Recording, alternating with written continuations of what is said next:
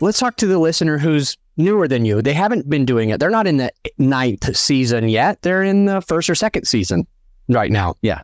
And I'm curious, if they were using like Podmatch or something, should they be more selective? Should they be trying to find only the podcasts with more reach, or should they like be okay with the smaller ones if in the beginning stages? What do you think?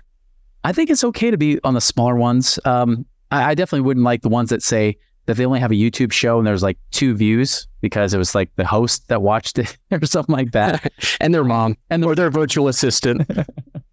Exactly. I mean, so there should be a certain amount of reach. And like I said, I upgraded my Podmatch membership. I mean, you can go with as low as like, I think it's $30, $29, something like that for the first level.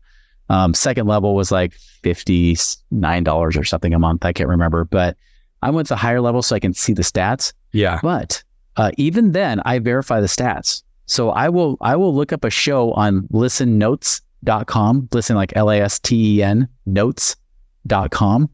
Because that can tell you like which percentage, like what's your listen score. And that's now granted, that's only Audible versions, right? That's like the iTunes, the Stitcher, or was Stitcher, like, those kind of things, right? If they got a YouTube presence, I'll check there too. If they don't show up, but I go to Listen Notes, I can look it up. Like if you look up Money Ripples podcast, you'll see a score of 49. I'm top 1%.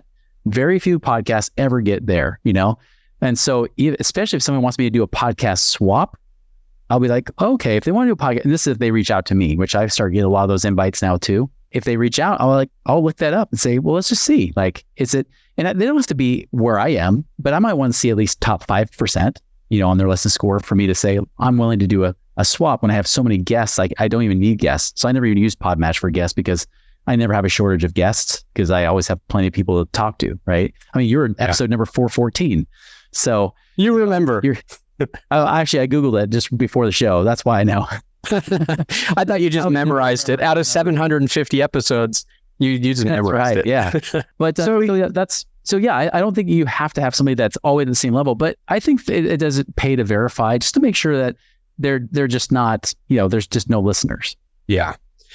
So we've stepped slightly away from parts of what you were going to share because I'm curious.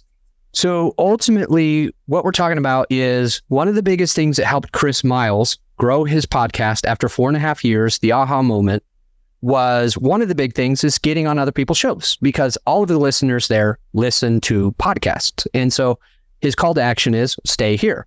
And so he's getting booked on other people's podcasts. And he was talking about the lowest cost way to get some of this done. And then he's going to be moving into some of the other ways that eventually can be a little bit more costly up front. And, hopefully that means it's an investment because we're putting in money so that we can get money back. So let's talk about what's next after, what is it called? Radio guest list. What's next? Yeah, so I've kind of flirted with it. We'll talk about Podmatch, right? I wish I knew that one earlier. That has been just a gold mine. And the crazy thing is there's a lot of shows that I find on there, they get recommended that I've already been on. And I'm like, well, these are like the who's who of all podcasters. So definitely if you want to have more come through, I know with the one membership I did, it's, I think it's like $59 a month. I mean, that one, you get 6 recommendations of shows that they try to match up based on your criteria. Doesn't mean it's a perfect fit, but even if 2 of those a day are a good fit, that's 2 people you can reach out to. It will not be long before you got a lot of interviews. And like you said earlier, you don't have to have the biggest shows, especially when you're just starting out. You might just need the practice, right? You just might need to practice with different hosts and different personalities because, some hosts are pretty dang dry. Some of them are not very exciting at all. While other hosts, you're like, oh my goodness, like this person, like we got to hang out afterwards, that kind of stuff. So you'd be able to know how to adjust to that and get that experience really helps you when you do go on podcasts because you just get better and better and better. And your reputation comes with it. And they have a reputation score that you use. There's different things you can do to get a better score there. So even you start at the intro level where you're paying almost nothing, that's great. You can start there. I chose to pick higher because, again, I wanted to be more selective of the shows that I got onto. Okay, so Podmatch is the second one. Where do we go from there? Then after that, then if you really want to start putting out some money, then you can start having services do this work for you. if this were always the case for me, I would pick this every time. But I mean, you will pay thousands of dollars. Usually it's not uncommon to pay like maybe $5,000 or more for getting booked on maybe 12 or 18 podcasts or something like that.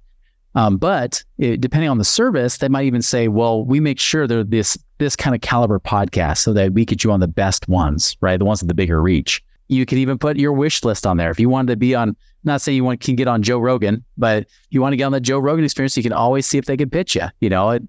Again, like I said, maybe not guaranteed or even close to guaranteed. You may not get it, but there's a lot of good shows you could be on, and they do all the work for you. So it's almost like having your own personal assistant do the work. They're the ones that make sure they send the reminders, they get the asset, they pass along to you. They're really like your middle person in that sense. And so that one's been great for me. I've enjoyed that. I actually use a company called Command Your Brand that's done a very good job that I definitely recommend if somebody's willing to invest some money into this. They will get you on some good shows.